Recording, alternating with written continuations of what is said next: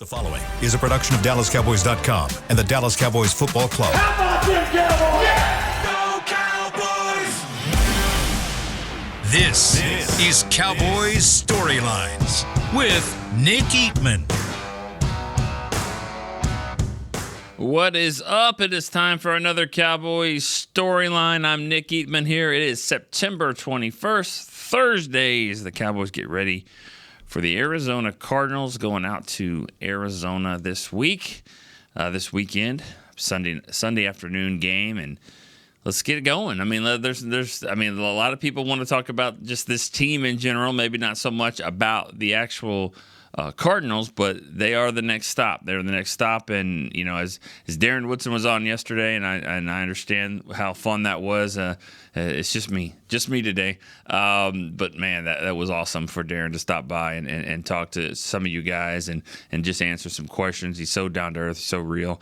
It was always fun to do that. And he said on the show, you can quote him. He said, "I'll be back." So okay, Arnold, he's gonna be back, and I'm gonna call and see when that will be. But yeah, as he said yesterday, you know, they're professionals. They are, and they're underdogs, and they haven't won a game yet. But they'll be scrappy. They're playing hard, and you know, it'll be a fun crowd out there in Arizona. A lot of Cowboy fans there, but when that happens, it raises the level of intensity for the Cardinals fans. So it'll be like a bowl game type atmosphere. It should be a lot of fun.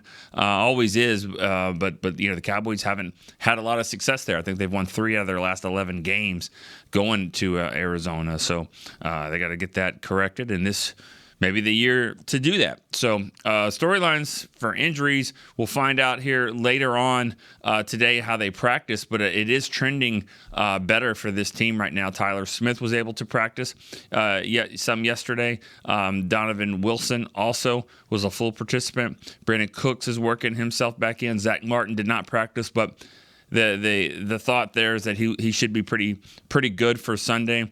They're just kind of letting him get ready for the game, so should be a good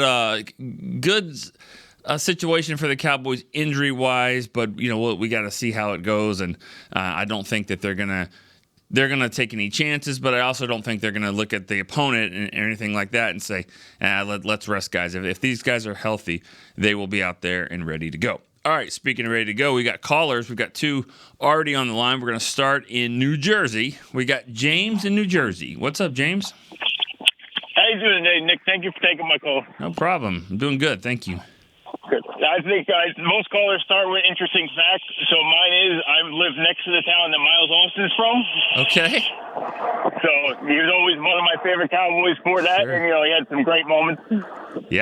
Yeah, Miles Austin. He sure did have some great moments. One in Kansas City, for sure. But yeah, he was a really, really good player. So he's from what was that? Monmouth College. That's where he went, but he went to Garfield High School. Okay. Who actually had 3 players in the NFL. Yeah. I bet you could name them, but I can't. But Miles Austin was by far the best. All right. What do you got, James? Hamstrings held out, he would have been great. Well, he was a great player, but he would have been even better. No doubt. Hamstrings were tough. Yep. But I have 2 wide receiver questions. Okay. My first one is, because they was in the same offseason, so I always linked them together. Was it a mistake moving on from Amari Cooper and then signing Gallup with how Gallup's played the last 2 years? Well, let's get your second question so we can clear up the line. What's your second question? Yeah. And my second question, if Gallup continues to struggle, do you think they look to trade and bring in another wide receiver, or they trust Turpin and Pulver that much to not do that? Okay. Thanks for the call, James. A lot of receiver talk today. Miles Austin, Amari Cooper, Michael Gallup. I don't the Amari Cooper thing is interesting because it starts off a whole domino effect that could change a lot of other things. So I think when you look back on it, I mean, I'm sure there are some people over there in the front office and scouts that say, "Oh, it was a good decision," and there's others that say, "No, probably not. He's still playing at a higher level." And I never liked the move. I mean, but there were some things behind closed doors about that that I think there were some people that were kind of pushing for this move. More than anything, not so much about Amari Cooper, it was about CeeDee Lamb. That was the number one thing that I always heard was they feel like CeeDee Lamb is ready to take over. And he was, and he did. So when you look at that and you look at the money that it was costing to pay Amari Cooper, I think that they decided it wasn't necessarily about Michael Gallup. I think Michael Gallup's contract was more tied into Cedric Wilson, who was here, and they decided not to sign him. But they wanted Gallup in the number 2 spot, and that's what he's doing. So as far as him struggling and making moves, I mean, I don't necessarily see that. I mean, the contract is what it is, and I'm just not worried about Michael Gallup. This is who Michael Gallup is. This is who he is as a person too. I mean, he is an ultimate team player. Maybe more than you would want out of your wide receiver. Sometimes your wide receivers, you want them to be these diva guys that want the ball all the time. They never get it enough, and they're always complaining. They're always open. They're always getting held. They're always doing this and that. Michael's not that way. He's really not. He takes what's there, and in some ways you love that as a teammate. And then other times you wish maybe he had a little bit more, a little bit more dog in him, but I think for the most part he's a solid receiver. And as I said earlier this week, teams are not going to play CeeDee Lamb like this all year long. They're going to figure out ways to try to limit him, and when that happens, Cooks will step up, Gallup will step up. You'll find out they're going to be a little bit more open than you think. So I'm not worried about Michael Gallup yet, and I don't think it's time to move on or trade or anything like that. All right, our second caller is Jeff in Upper Marlboro, Maryland. Jeff, what's up? Hey, Nick, how are you? Good, man. How are you doing? Good. I'm doing very well. Mentally, I'm doing well, and I'm going to say that on purpose because I'm going to say that I think Dak is doing well mentally, too. I think last year he had a lot on his mind, and no one talks about it. No one. And I think it affected his play. And his mind is in a much better place, and he realizes that he can't mentally remain where he was last year. This is a guy that was a psychology major. He understands how to think. He understands how to lead. And the reason I'm saying all these things is let's not worry about Dak getting into the playoffs and falling apart. It's not going to happen. Well, I don't know if it's going to happen or not. I mean, we're not ready to talk about the playoffs yet, anyways. But I mean, if it doesn't go well, there's going to be reasons why it doesn't go well, and that's people are going to point to whatever they want, and if it's not going to be that. It's not. I can tell you what. It might be physical things that he deals with, but I don't know, man. I've looked at people in ministry and psychologically for 40 years. I know when a person has reached a certain resolve. Mm-hmm. He's at that place. So if he has a number of different issues and they never make it to the playoffs, it won't be because of his mental instability. It will not be that. It won't be the yips. Are people saying that? Are people saying that's what it is?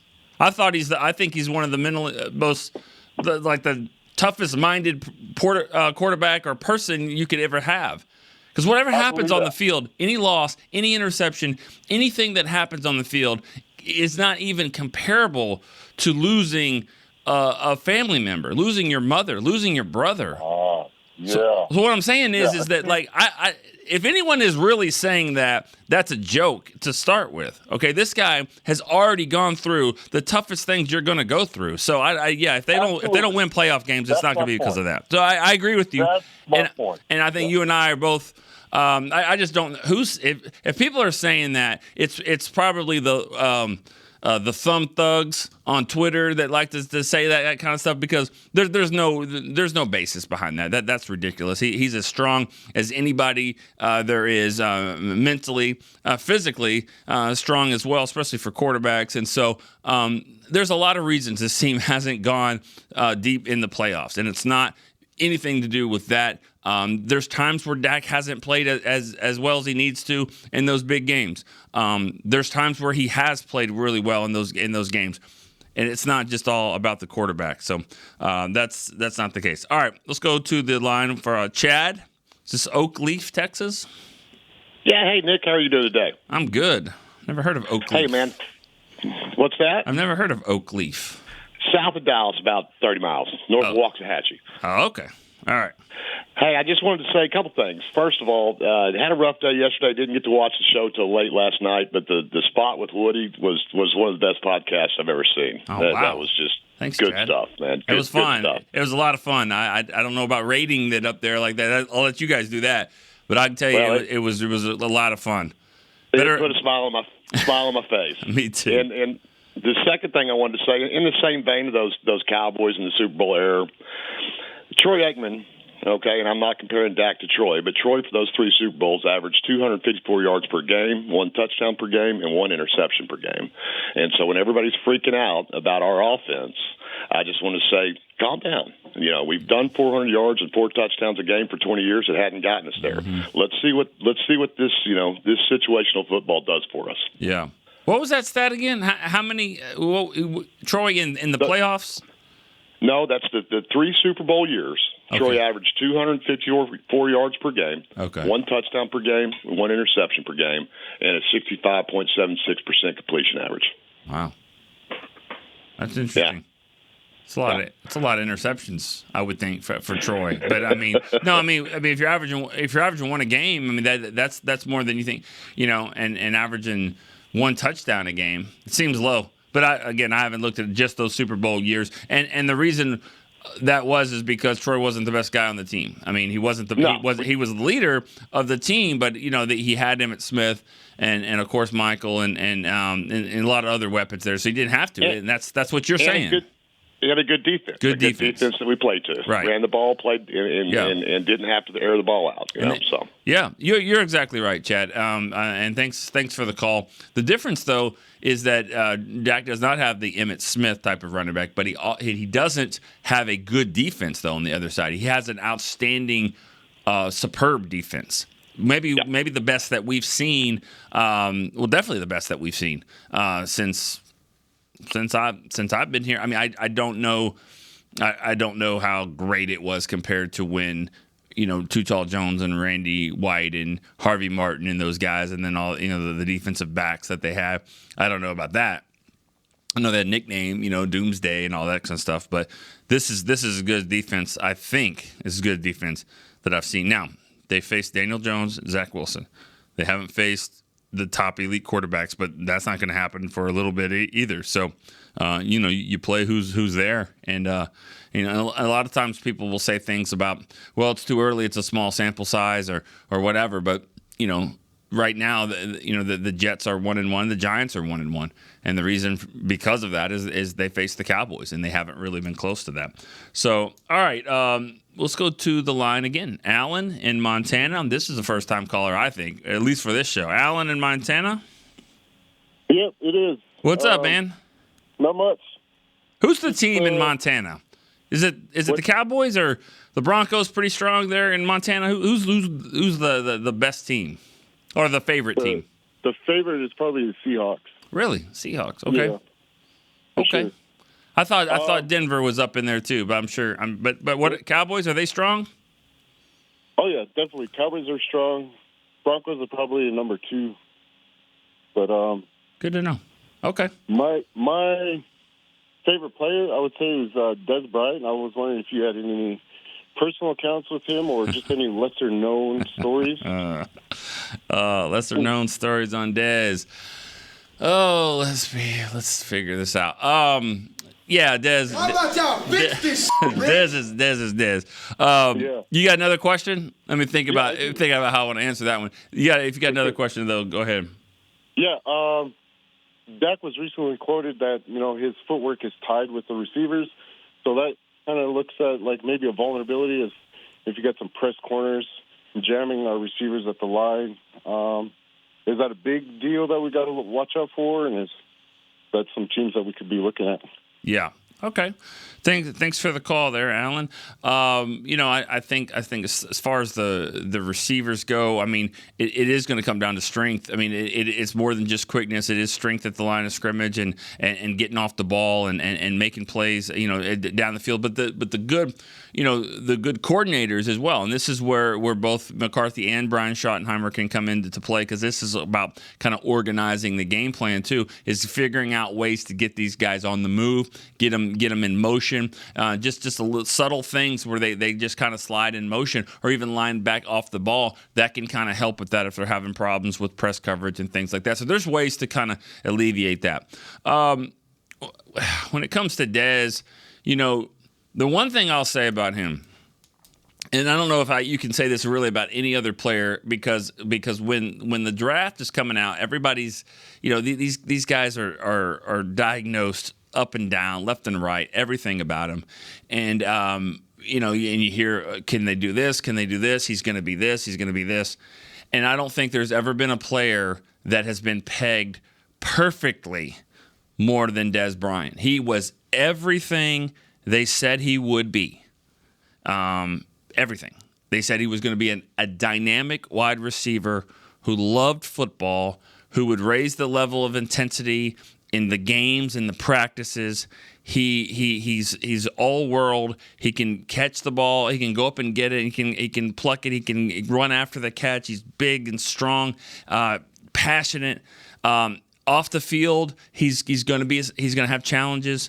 He's going to not always be on time for things. He's going to have some off the field. The people that he's with, they're going to probably come into surface a little bit, and that might be some issues. He was young, he was immature when he started a little bit. I mean, they all are. Everybody is, not just him. And he was all of that. He was everything, and the challenges, and they were worth it. I just think when it got to the point later on in his career, he would just go and out-athlete people. He would just do that. I'm better than you. I'm going to go up and get this ball. I'm better than you. And he as his career went on, I don't think his game kind of went to the next level like some of the other receivers were, maybe lining up in different spots and things like that. When he just couldn't go and out-athlete people. But when he was there, he was fun to watch. He's all-time leading touchdown catcher in Cowboys history. And I think that what he did more than anything was every single day he would bring a level of intensity to practice that would make it fun, make it competitive. And next thing you know, the receivers are mad at the corners are mad at Dez for saying this and that. And then all of a sudden you're having a good practice. And I think that kind of happened. We see that a little bit now with these guys. Micah sort of does that a little bit too, raises practice because just how competitive they are, and it ends up being good as long as there's not a lot of fights. And Dez got in some of those as well. I do remember a time against the Raiders or the Rams. It was against the Rams, and he had like a broken foot. He was in a walking boot, and they were practicing in Oxnard against the Rams, and one of the 37 fights broke out, and here's Dez like on crutches, like trying to get over their middle of the field and do some damage, and I think everything was fine, but he never backed down from anything. So. But he's active on Twitter, so if you want to hear what's going on with him, he's certainly doing stuff there, or X, or whatever they called it. And that would be, that's perfect for him, for Dez, who threw up the X to call. He probably does call it X. All right, Brandon in Fresno is on the line. Brandon, what's up? What's going on, Nick? First time caller on StoryLine. I called on the break a couple times. I just want to say you're awesome, man. Thank you. Thanks for what you do, man. Appreciate it. Appreciate you. My question is, Hunter Lipke. I feel like, everybody's comparing us to, unfortunately, the 49ers. But you know how they use college youth check? Are they kind of going that route with Hunter Lipke? Can he be that kind of weapon? Oh man, they would love that. They would love if he could be that guy. And Juszczyk wasn't him when he first started. They kind of has to. That's a role you just sort of kind of morph into a little bit. So he's on that path to be that guy. But I'm not sure. You can't compare him that yet. But he's doing similar type of things. Exactly. So that's what I was kind of seeing. Like I said, I know he's barely in his first year, but I know Juszczyk didn't come out right away. Mm-hmm. But I could see it like that. Like I said, I've been kind of noticing him kind of do a lot of things. I want to see him what he does in the passing game. Yeah. I did watch some people on him, and so I just wanted to see that. And then just a player out there, Dexter Coakley, man, 52, the old neck roll. So I just wanted to throw that out there. Thank you, man. Appreciate it. I love it, man. That's awesome. Good stuff there about Lipke. You have to keep. I mean, you just keep adding stuff to the plate. It's kind of like. And this is going to be a weird analogy for me because I'm certainly not a gym rat, but it reminds me of if you're lifting weights every day, and you're like bench pressing. You're like, all right, I'm going to start with the bar, and then you put some 25s on whatever it is. And then, you just keep doing it. And then, a week later, you're like, all right, let's put this on. Can we do more? Let's try some more. And that's what it is with all young players. And that's the way it is, I think, with Hunter Lipke. All right, let's give him the football. Because teams don't have that on tape. They've got this play. They've got this play. He's a lead blocker. Let's give him the football. Let's throw a screen to him. Let's give him, let's put him in a route. So there's different things like that, and I just think they're just going to keep doing that and adding stuff to his plate. So so far so good though. He's kind of shown the ability to take that on. As for Dexter Coakley, really loved watching him as a player. He was, he's not as short, obviously, as Deuce Vaughn, but he was a, shorter guy that you're like, well, can he hold up and can he do this? And he was one guy along with Dat Nguyen that when Parcells got here, I mean, he just looked at both of them and said, no, that's not going to work for me. This isn't the type of linebacker that I've used in the past. This isn't a Pepper Johnson. This isn't Carl Banks over here. This is not my guy. And then he got convinced, let's just see, because these guys can play, and he definitely won them over, Coakley and, of course, Dat Nguyen as well. But Coakley's the first guy that I can really remember to say, you make the Pro Bowl. You can make the Pro Bowl with one big game. If you do it at the right time, he did that in the 99 Thanksgiving Day game against the Dolphins. He picked off Dan Marino twice, one for a touchdown. You do that with the world watching, you end up in the Pro Bowl, and he did that. I think he made a couple Pro Bowls, 3 Pro Bowls, I think. All right, Sean in San Antonio is our next caller. Sean, what's up? How you doing, Nick? Good to finally get through. It's first time ever, but I'm a long-time caller. Long-time listener. I love it, man. We got a lot of first-time callers today. You guys are busting through the line. I love it. Yeah, it's nice. So basically, I have kind of a multiple question that revolves around Donovan Wilson. Okay. First, I want to say I think Donovan Wilson is ferocious. He's a spark plug, awesome attacker. He just makes the defense alive, and I think it might add to it. But my first question is, would they have signed him or Hooker with the young talent that they know now? Mm. And then, the second question would be, do you think Donovan Wilson come in, disrupt continuity? And then the third question is, will they lose those youngsters because those 3 safeties are signed? Hooker, Kirsch, and Donovan. Well, thanks for the call. A lot of safety is on your mind today, especially Donovan Wilson. Let's see. Let me just get the second part out of the way because I don't think that one is really going to be a factor. You said, will he disrupt the continuity of it? No, I don't think so. I mean, what he's going to disrupt is the offense of playmaking ability, and he does a lot of things. I looked this stat up the other day about Donovan Wilson. He had 100 tackles last year, had 5 sacks. He got 1 interception, 1 fumble recovery, and 1 forced fumble. The only safety in the NFL to do that last year. To have 5 sacks and then all those other turnovers, and they had 100 tackles as well. Nobody was doing that, and to me that's an interesting stat because it shows you're doing a lot of different things to be a difference maker. So I don't think he's going to disrupt anything in a negative way. Would they have signed? Probably. Yeah. I mean, you'd sign Donovan Wilson. I mean, the thing that's helped. Wanye Thomas is the fact that Wilson got a calf injury in the first start of training camp. It gave a lot of reps to Marquise Bell, a lot of reps to Wanye Thomas, and Mukuamu got hurt too.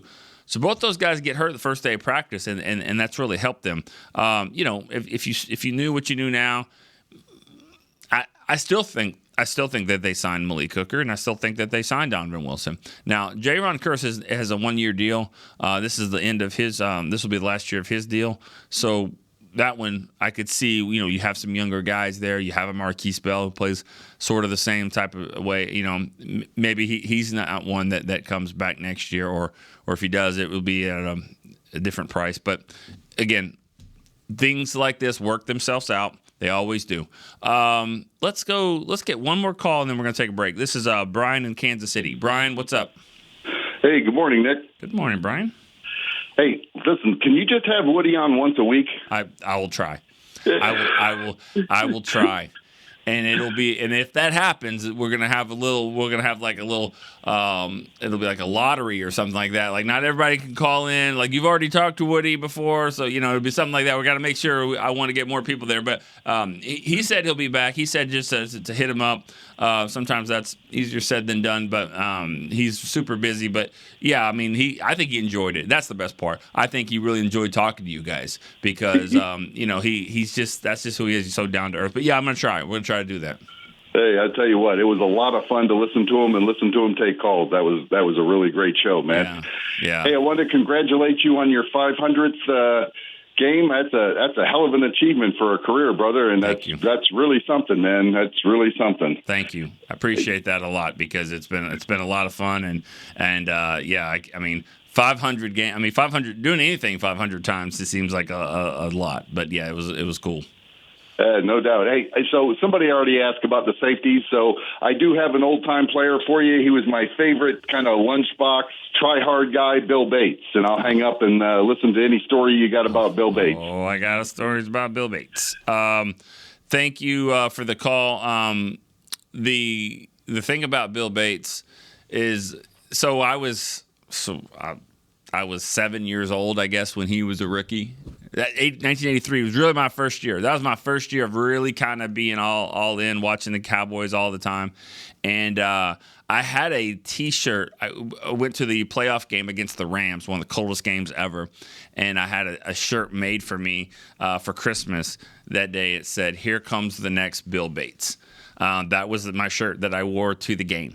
That didn't happen. I didn't turn into this like menacing safety or anything, or anything like that. But I think my dad really, really loved. I think just as a fan and just like yourself, everyone just like, who's this guy? He doesn't have the talent, the speed, the athleticism. He's just gonna work his ass off to do what he needs to, and he did it for 15 years. He's an inspiration to a lot of fans, a lot of people, just a walk on. I think at Tennessee, and he's awesome. And then when he became a coach here, he was a guy that I talked to a lot, and I really got to know him really well. So Bill Bates is outstanding, and yeah, I had a. Yeah, I had a T-shirt. And we also took a sign to the game because I think it was 25 degrees against the Rams, and we had a sign. My dad made this sign. It said, "Bill Bates went swimming this morning." It was just, didn't work and it didn't intimidate anyone. The Rams won the game. But I was just saying, I think it was one of my dad's favorite players, and for that, it became mine as well. All right, we're going to go to a quick break. We'll be right back. We got some calls, some long-distance calls here, so we're going to get to the break. We'll be right back on Cowboy Storyline. Fall is here, and that means football is back, bringing all the delicious game day foods with it. As you prep for all the big games, tailgates, and watch parties, let Yo Quiero be your one-stop destination for all things home gating. Yo Quiero's fresh, flavorful, ready-to-serve guacamole, made with real Hass avocados, will score taste bud touchdowns as you cheer on the Cowboys. Yo Quiero's wide range of mouth-watering and versatile products can be found in your local grocery store's produce or deli section. Grab some today. Star Sports Tours is the only official fan travel partner of the Dallas Cowboys, offering exclusive game weekend travel packages with pre-game sideline access and photo ops with current players, cheerleaders, and Cowboy legends. You want to stay at a team hotel, attend the best tailgate party in Texas, tour the Star, and talk X's and O's with me, Everson Walls? With Star Sports Tours, you can. Visit cowboystravel.com to book your travel package today. SeatGeek has your back no matter what kind of Cowboys fan you are. So whether you're a diehard fan or a don't really care fan, a we got 'em next time fan or we'll never win again fan, a here for the tailgate fan or a first one through the gates fan, SeatGeek not only makes buying and selling tickets easier than ever before, they made just about everything else easier too. So whether you're a here every week fan or haven't been here in years fan, SeatGeek has you covered. Download the SeatGeek app today. SeatGeek, your ticket to great Dallas Cowboys seats. How's Wingstop sound? Crispy, juicy, classic wings.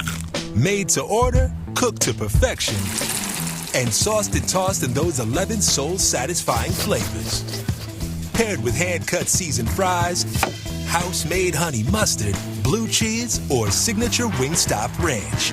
And of course, spicy Cajun fried corn. I think you've heard enough. Get your flavor delivered at wingstop.com.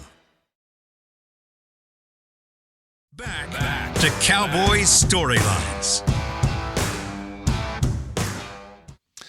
Welcome back here. We got a few more minutes on Cowboys Storyline. Talk about a multitasker. We got a producer in the back, Chris Beam. He's doing it all. You know, he's taking the calls. He's looking at the text line, even though we haven't got a text line. I mean, I'm sure we have some questions. We're just not using it right now because the calls. He's also got him counting his games on how many he's been to. He'll be hitting 500, I would think. Maybe next year, year before. He's doing it right now. So if you're having a hard time getting through, it's because he's doing that. I'm kidding. All right, let's go to the line though. Eric in North Carolina. Eric, what's up? Hey, what's up, Nick? Man, just want to let you know, man, I'm a major, big, huge fan of yours. Thank you. Following you over the years, man. Thank you for the non-biased commentary and insight that you've been giving us all these years. I've never had a chance to tell you that, and I want to tell you that now. I love it. Thank you so much. I mean, I appreciate that. That means a lot. I try to be like that. Sometimes it's hard to be as unbiased as you want, but I know. But thank you. I appreciate that. I really do. Yes, sir. What do you got in your mind? So I just want to be very quick. Am I the only one who is seeing the immediate dividends being paid off now by switching the offensive coordinator and offensive system? Because I'm starting to see it, man. Yeah. I like what they're doing. I like the communication. You know, they're getting the plays in quick. Dak getting to the line with plenty of time to survey the D. You know, I think, you know, the red zone woes, I've been hearing a little bit about that, but I really think that Mike is holding his hand and not really playing his cards. You know, scoring a touchdown isn't important when you have a defense playing at this level. You know, take your points, kick the ball, and get back on D. Mm-hmm. I love our mentality. Am I the only one that feel that way? How do you feel? And that's basically what I want to ask because, you know, I saw the overtime game with San Diego, and Kellen made a couple of very questionable calls, a couple of questionable throws, and it looked very familiar to what we've been dealing with the last few years in Dallas. So I'm very relieved that, you know, Mike kind of took the reins offensively, and I really think it's just going to be perfect to complement the defense. And that's really my comment, and I also want to run that by you and, you know, see what you think about it. All right. All right, Thanks. Cowboys for life, baby.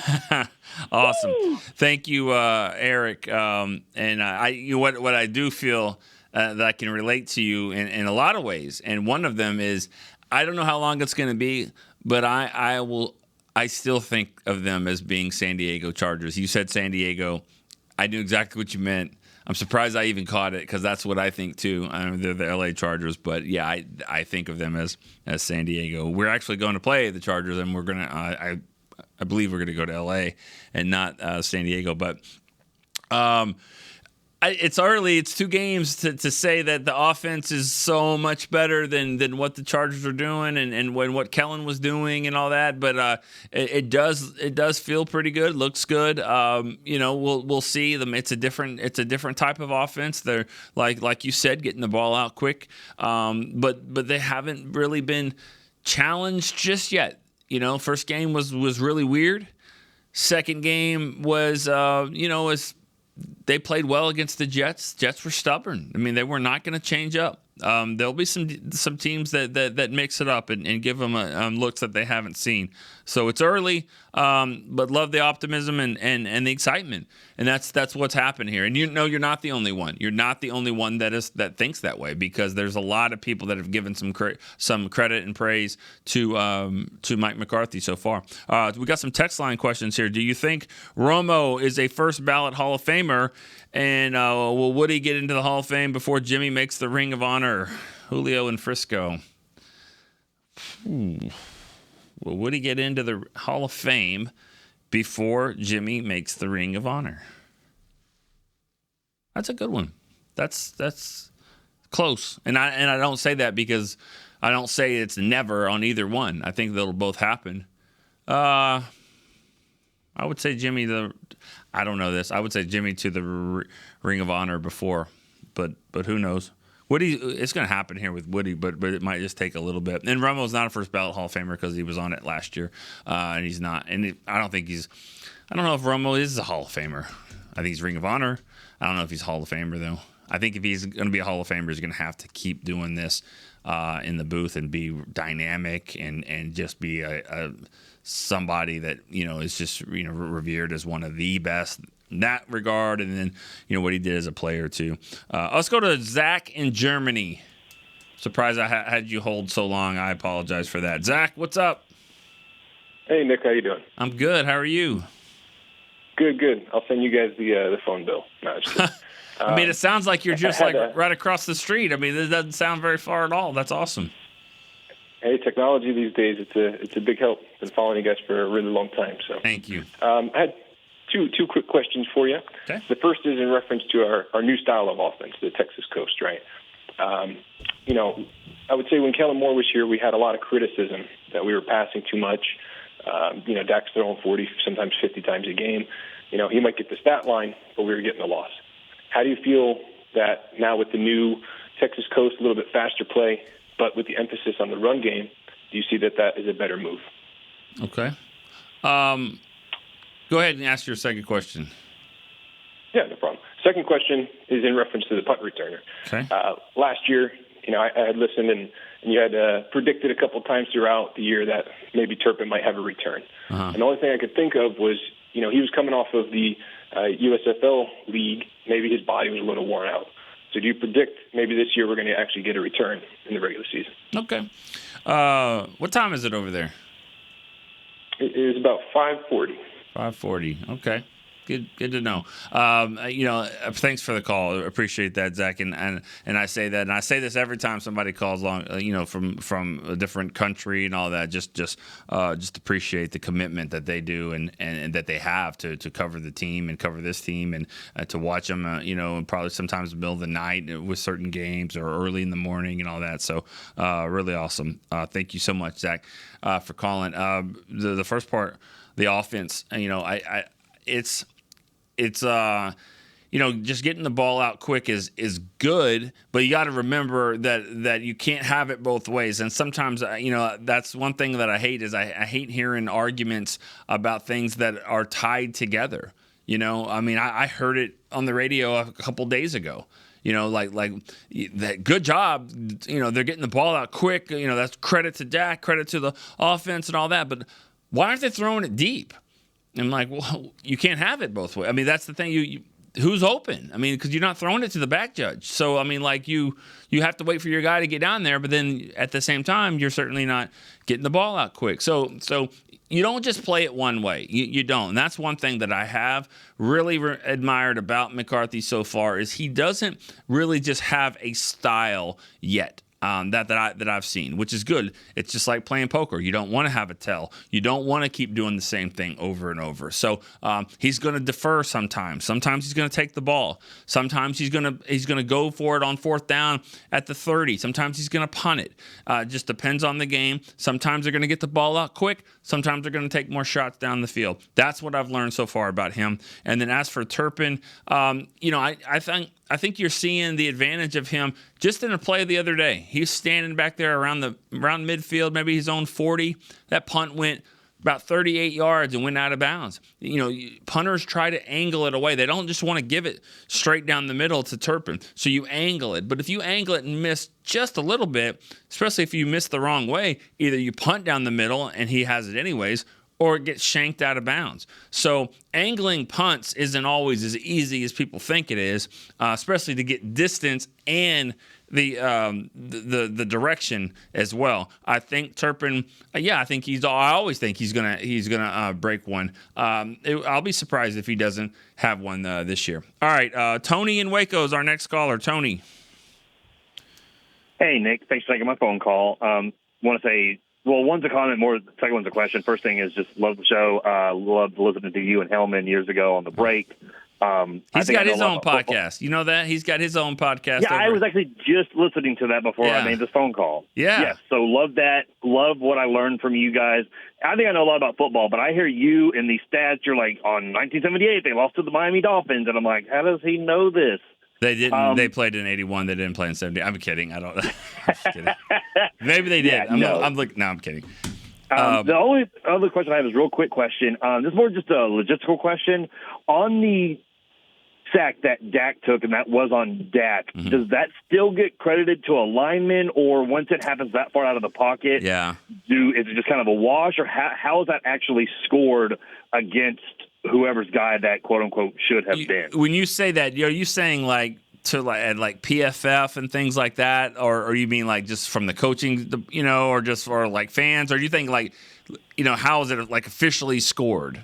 Officially scored, yeah. I don't care about PFF. I just want to know how that's officially scored, I guess, is what I'm asking. Well, that's the thing. Like, I don't know who officially – this isn't like baseball where there's like an official scorekeeper for that stat. I mean, they obviously have stats, but for that stat, that's not one that I've seen. Sometimes – that's where it gets tricky, honestly. That's where sometimes – and next-gen stats and PFF and all that, give them credit. They have some really dynamic things. But it is tough sometimes to determine – whose assignment this was and what he should have been. And, Dak should have got that ball out quick because that's what we called in the huddle, and he rolled around and got a sack. I don't know that. Me personally, I think that was on Dak because, once you start rolling out like that, you're not going to continue to block the guy, and he should have thrown it away, and he was trying to look down the field and all that. So who officially gets that? Maybe it's the guy that was blocking him, but I think we all just football-wise looking at it going, man, that's on the quarterback right there. So, all right. Appreciate the call. Did you have another point, or was that it? No, that was it. Just real quick and simple. I just kind of wanted to know from a logistical standpoint who's responsible. I mean, I know who I feel in my heart's responsible, but like you said, from an official stat-wise, who would be credited or whatever the case is. That's not one really that is an official stat. That's not one where – I mean, you'll see websites and all that say he hasn't given up this and all that, this sacks, and he's 92% about this, but it really isn't one that's on like the NFL.com stat sheet of sacks allowed. That's not really one that they do. For that reason alone right there is, no, we were supposed to twist, and you were supposed to take that guy. Now you put it on me. It's the same with safeties sometimes too. Safeties, it looks like this safety was chasing and he gave the play, but really his responsibility was to be over here. He just tried to do the best he could. So sometimes responsibility is makes it tough to score these things officially. All right, thanks for the call, Tony. Thanks for all the calls. You guys were great. I got to get out of here kind of quick today because we got Mike McCarthy's live press conference coming up, followed by Cowboys break after that, and followed by all the shows all day long. So just keep listening here on DallasCowboys.com. For Chris Beam, I'm Nick Eatman. We'll see you tomorrow on Cowboys Storyline. This has been a production of DallasCowboys.com and the Dallas Cowboys Football Club. How about this?